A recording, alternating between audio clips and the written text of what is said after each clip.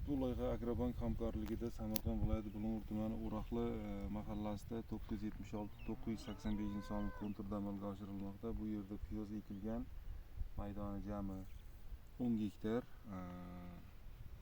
Bu yerdagi ekinlar zamonaviy usullar bilan parvarishlanmoqda. Hozirda ekinlar piyoz unib chiqqan holatda. Ekinlarni yetishtirish 100 kun davom etadi. Yetishtirish jarayonida sug'oriladi, tabiiy va mineral o'g'itlar bilan oziqlantiriladi. Ushbu loyihada 20 ta dehqon xo'jaliklari biriktirilgan. Har bir dehqon xo'jaliklar o'rtacha 50 sotikdan yer maydoni to'g'ri keladi. Loyihani samarali foydalanish maqsadida lider tadbirkor Davronbek Olqortepa ishlab chiqarish kooperativi biriktirilgan. Ushbu loyiha bo'yicha har bir gektardan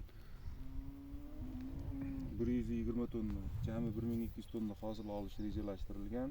Mazkur ekin yig'ishtirib olingandan so'ng ikkinchi ekinga ham yuqori daromadli ekin turi ekish orqali yer egalarining daromadini yanada oshirish belgilab olingan.